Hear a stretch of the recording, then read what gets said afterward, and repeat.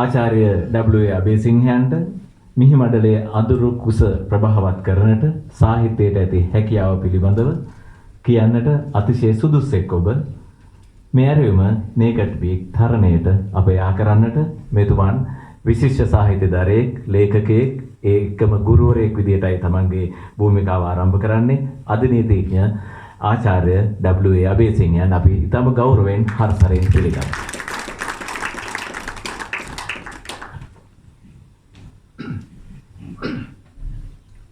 Ankuran and other distinguished guests, classicals and dear friends, I feel privileged to express certain thoughts of mine, very briefly of course, on the happy occasion of launching the first collection of poetry in English, written by my literary friend Ajanta Seneviratne. In fact, it was I who introduced his first novel in English, Father for Buddha, and this time when he writes, when he presents to you his collection of poetry in English, again I had that pleasurable experience of writing. It is a blurb for his collection of work poems. Before I was introduced to his poetry written both in Sinhala and English, I have known him for quite some time. Our friendship goes back to when I was chairman of the National Library and Documentation Board, where my good friend Ratnasri is now. Some time ago, when we were struggling through an unsuccessful project, namely Kivamu.lk, with the collaboration of Sri Lanka Telecom, where Ajanta was a high official, I have opined elsewhere how this project failed to achieve its desired completion, owing to political audacity. I use the word audacity, political audacity. You know what it was. The ministerial bottlenecks and institutional lethargy. Although our venture failed, I was left with a valuable friend whose literary capacity was remarkable. It is in this backdrop that I congratulate Ajanta, who emerges today as a poet in English.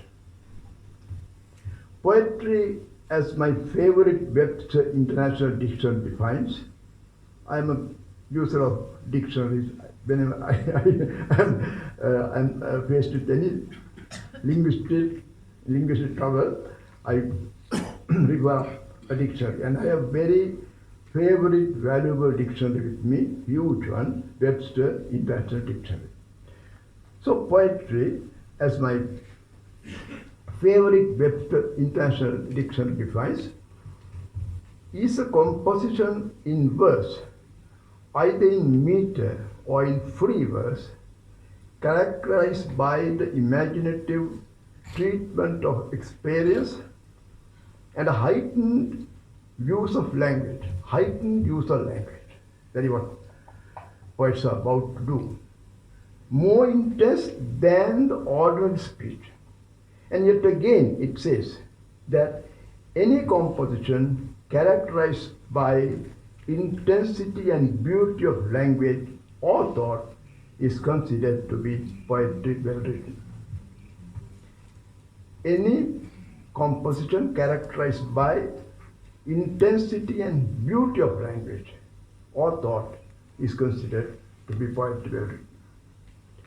Vishwanatha, the celebrated Indian savant, who is often quoted in literary discussions, says that the essence of poetry is rasa,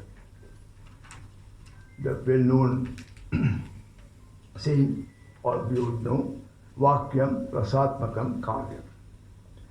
Rasa is an all-encompassing term of extremely complex concept in the context of poetry and drama is better left undefined.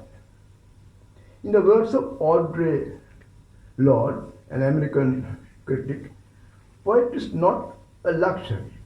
It is a vital necessity of our existence. It forms the quality of light within on which we predicate our hopes and dreams toward survival and change, first made into idea and then more tangible actions. All orators are dumb when beauty pleadeth. All orators are dumb when beauty pleadeth, says William Shakespeare, the bard of English literature, in his Reproductive. And again, in the celebrated play Henry VI, Shakespeare explains, I, beauty's princely majesty is such, confounds the tongue.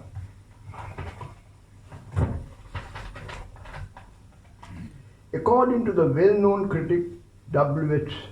Davis, the poet must see things with his own eyes, hear them with his own ears, not with the eyes or ears of those who have written before him.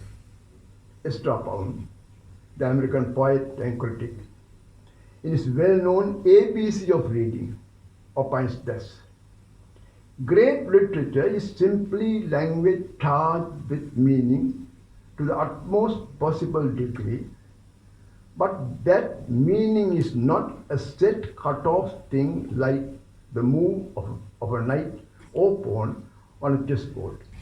It comes up with roots, with associations, with how and where the word is familiarly used, or where it has been used brilliantly and memorably. So one does not need all these quotes to define what poetry is and what it is not. I find a cluster of well-known Sinhala poets, including my friend, once again, Dr. Atmasri, Sinhala poets in the audience who provide living examples of what genuine poetry is and what it ought to be. So that it is with great pleasure that I share my sentiments with you this evening. Ajanta's bold attempt to write poetry in English seems to be very modest. Writing poetry is easy and comfortable in one's own language, but it becomes extremely tedious when one endeavors to write in a language that is not his. Anyway, here is Ajanta with a cluster of poems well written in English, and I feel that it is a duty of all of us to firstly congratulate him and secondly to encourage him to proceed so that he may be able to cross the borders. So I do not wish to discuss his poetry collection in detail, but I have selected at random 3 poems which I would like to present to you, especially his theme poem, Naked Peak.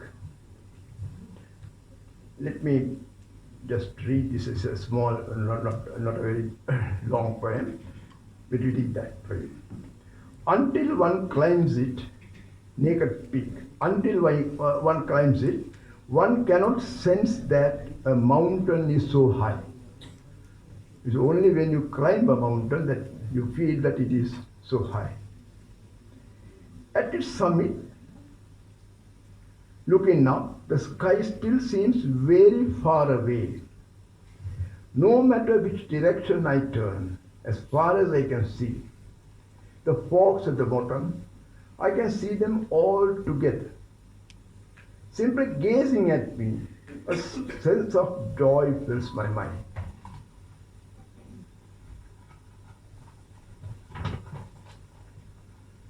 Though for a moment I think they are a subject for me, whether I look at them or not, to the thousands of eyes below, I am an excellent prey. A mountain is a naked peak. I do not know how to explain this point. I do not know whether I agree with what originally Ajanta thought about the theme of this poem. But anyway, I think this is a poem written by him about a successful man who has climbed to the top of a mountain, and now he's there at the peak. At its summit, looking up, the sky still seems very far away. No matter which direction I turn, as far as I can see, the folks at the bottom, like to my mind comes the very in the Dhammapada, Dhiro Bale Avitkati. The Dhira is looking down, the folks at the bottom. But it is not but in this poem, the poet's intention is not that really. When he is up, he says, to the thousands of eyes below, I am an excellent prey. He is up at the peak of that mountain, and there are people looking at him, and to them he is an excellent prey. He feels a little defenseless about how I look at it. So up, and he concludes the poem, a mountain is a naked peak. Well, that's a very beautiful poem. Written, I think that is really the thematic poem in his collection. Then, as I've been told, he dedicates this book to his father. There is another long poem which I had written, maybe originally in English, about talking books. These talking books is a term which is now very familiar to us, since it comes through a television channel, which is known to most of you. So his subject in this poem, when he writes about his father, is about talking books. I would not wish to present to you the entire poem, but I would like to read at least a few stanzas of it. In Dad's library, a strange noise today. From the time I remember today, it was finally tidied up. As the musty smell is gone, the books must be overjoyed. The books must feel overjoyed as the dust is gone now. For the polished appearance, the awards and trophies in memory of Dad are they offering him a grin. But it can be that too he has now a voice of grievance. Now please note these lines. Caught in the same paralysis that gripped my dad are the big wooden book cupboards leaning to the side again. These wooden cupboards are now leaning to the side again as the same paralysis that gripped his father. This is a very beautiful comparison, very good simile. So it goes on like that, and the poem is very long, and I do not wish to deal with it in detail. But there's another poem which I selected from his collection. It is the destiny of humans. It is about the destiny of humans. Let me read the entire poem. Blunting the reasoning of the sharp mind that seeks the right always, drowning wetness of the heart, keeping it light, preserve humanity. Artificial intelligence, which shapes the future, will cross into the realm of wisdom. Artificial intelligence will cross into the realm of wisdom in time to come, maybe even today. Overcome delusion, it will discern what is more right and will do what is not right. But where is the wetness? Where there is no space for a beating heart, humanity will not be preserved. So artificial intelligence has become Ajanta's latest interest, latest hobby. And he had written, as already revealed, a book in Sinhala entitled Kritima Buddhiya, and can one attain Nibbana through Kritima Buddhiya, through artificial intelligence, through AI? Doesn't it provoke the mind? Whither are we bound for? Where are we treading towards? I simply do not know. Really, I have no notion whatsoever.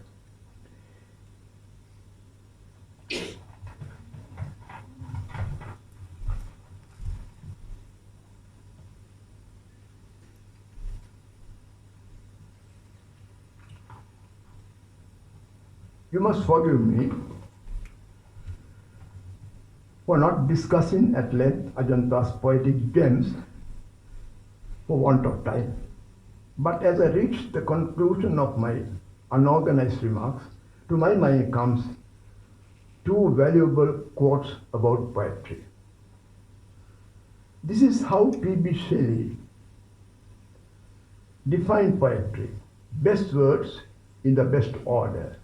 Shelley says, best words in the best order is poetry well written. So I'm encouraged to say that Ajanta's poetry finds a comfortable space in Shelley's definition. And when I consider the fact that he now writes poetry in English, I'm reminded of what Eugene Yevtushenko, the celebrated Russian poet, had to say about poetry. But before coming to that, come to what he said, pardon me if I strike a personal note. I have seen and listened to this great man some decades ago. I've seen him, I've listened to him, Evgeny Yevtushenko, firstly in Moscow and the following year in Beirut. On both those occasions, he was performing a recital of his own poetry, Evgeny Yevtushenko. I can remember how the audience was overwhelmed by the deep, sharp voice full of emotion. Definitions of poetry are many and manifold. Out of the countless definitions of what poetry is, the most poignant saying was that of Evgeny Yevtushenko, who crossed the worldly frontiers a few years ago. And this is what he said of poetry. Poetry is like a bird. It ignores frontiers. Let me repeat that. Poetry is like a bird. It ignores frontiers. Ajanta, in his modest way, I believe, has fittingly responded to that great man. Thank you.